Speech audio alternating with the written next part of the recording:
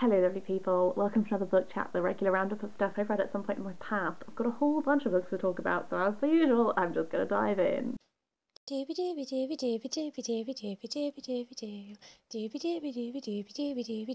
Sophie Vlogs. I'll start with a booktube favourite. I read Assassin's Apprentice by Robin Hobb. First of all, I just need to say that I buddy read this book with my good friend Steph. I don't think she watches my videos, I don't even know if she knows that I make videos, but I have to say that buddy reading it was the best thing about my reading experience of this. Like, I definitely feel like I had a much better reading experience of this than I would have if I hadn't have been buddy reading it. We read a chapter at a time over a very long period of time, we sent each other lots of voice messages, and it was wonderful, and I think it made me pay attention to things that I might not have paid attention to.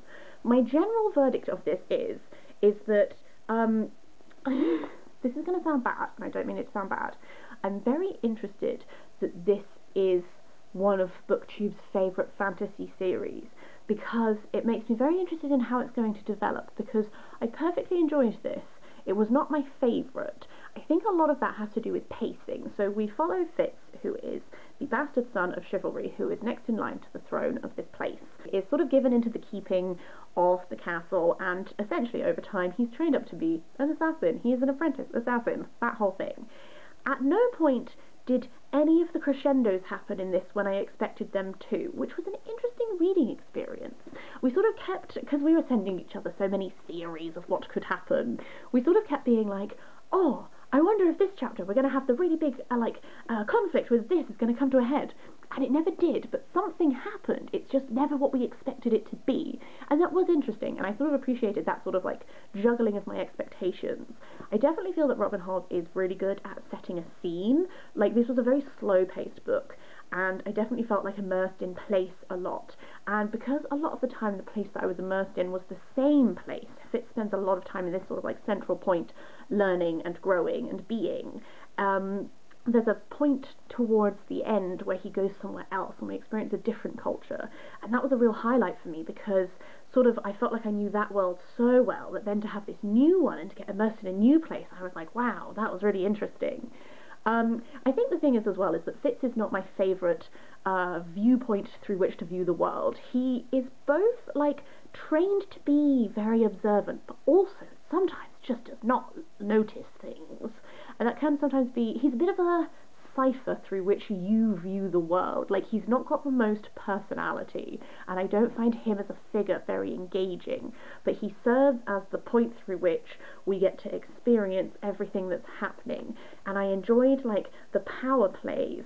I kind of enjoyed really piecing together an understanding of what there's sort of two forms of like magic in this, that is like the wit and the skill, and I enjoyed piecing together the differences between the two and understanding how they work. By far and away my favourite aspect of this is the Fool. Every time the Fool appeared, me and my friend were like, he's really interesting. So I'm really intrigued by the Fool, and I would continue reading this to find out more about him, if nothing else. And I'm intrigued about the Elderlings as a concept. So there's a lot within this that are threads that I'm interested in, that I will continue reading with my friend to discover. It's just, on the whole, I think for me it would have worked a little bit better if it was a bit faster paced. Like, if some of this extra detail had been chopped off, it would have worked better for me as a reader. I'm definitely intrigued. That is a book that I went into with absolutely no knowledge, and I think that that really helped my reading experience of it. This is 8 Detectives by Alex Pavesi, and I believe in America this is called The Eighth Detective instead.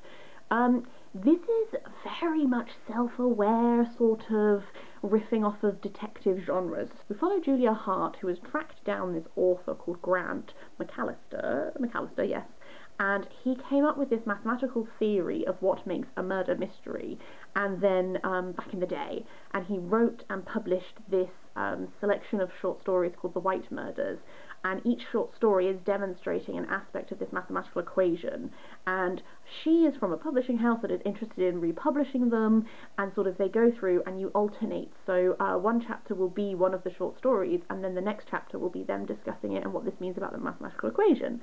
As she is there, she begins to get the sense that there is like another mystery to be uncovered, that kind of thing. I enjoyed this a lot. I think I benefited from not having any expectations because I didn't really know what to expect, so I sort of just went with it. There's very much like a lot of homage to Agatha Christie going on, especially in some of these short stories. Like one of them is "And Then There Were None," and another one is like "The Murder on the Orient Express." They're very much like, but it makes sense because if you are riffing off of what mathematically makes up a murder mystery, like some of the examples that you would give like are things that Agatha Christie has done. So it's done in like a nudge nudge wink wink kind of way, which I felt okay with. I didn't feel like it was like ripping off necessarily so much as like homaging knowingly. I really enjoyed, there's like a few twists and turns towards the end that I really enjoyed. There were a couple of things that I kind of felt suspicious of, and then having some of these twists and turns really validated that.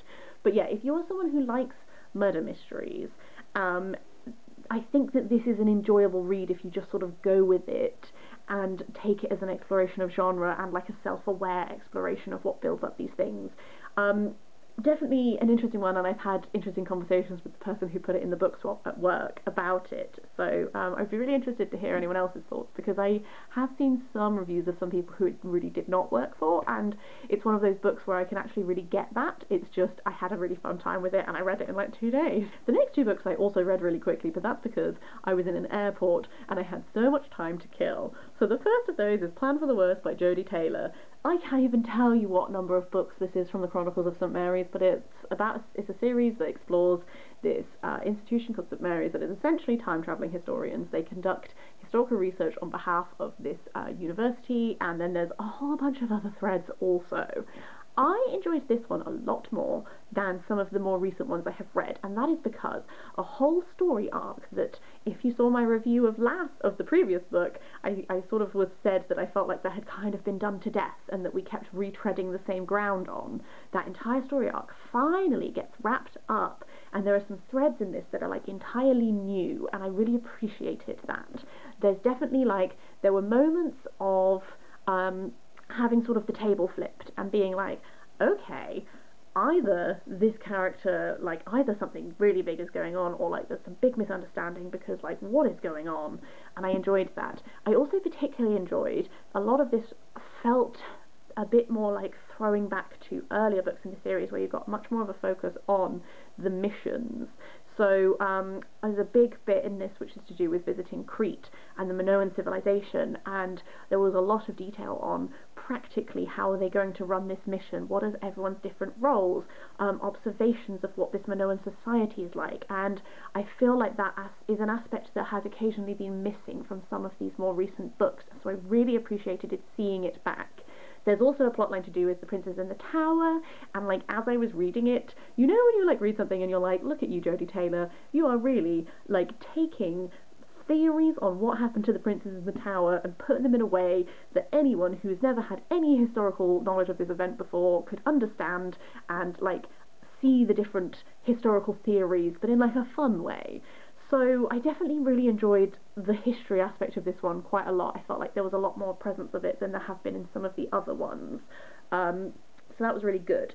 There's an element occasionally with Jodi Taylor's books where I feel like she throws in some really heavy, serious stuff that is sort of just for like dramatic effect, and then we kind of never really like return to it. I don't know.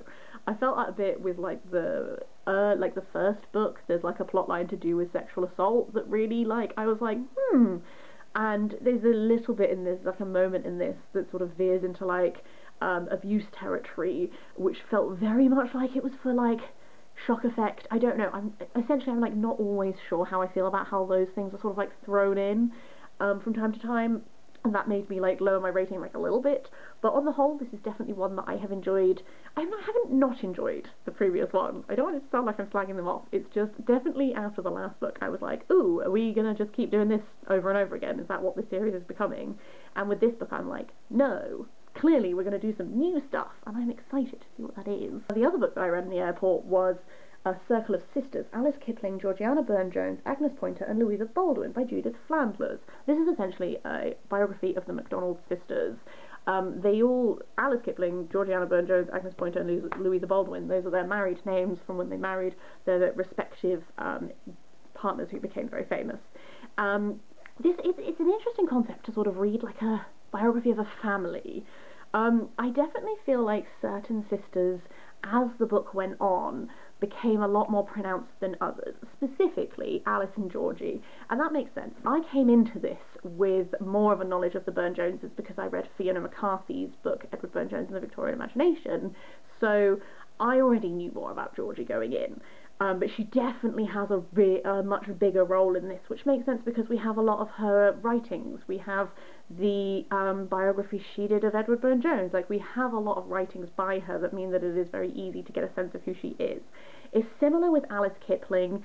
I felt like Alice as a presence was quite strong in this. Like, I got an understanding of who she is, and especially for both, as this goes on, I felt like Agnes and Louisa faded from the narrative a bit and were kind of replaced with a focus on Rudyard Kipling, who was Alice Kipling's son, and Edward Burne-Jones.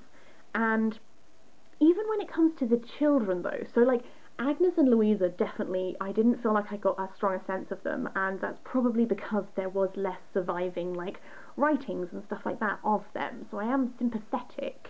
Edith is the fourth sister who never married, who looked after their parents and then like just moved in with some of them and looked after the children. Like, Edith is barely present in this book. Like, I felt really bad. I was like, I understand that she didn't like marry any of these men who became very famous, but I definitely like Edith. She's not even in the title.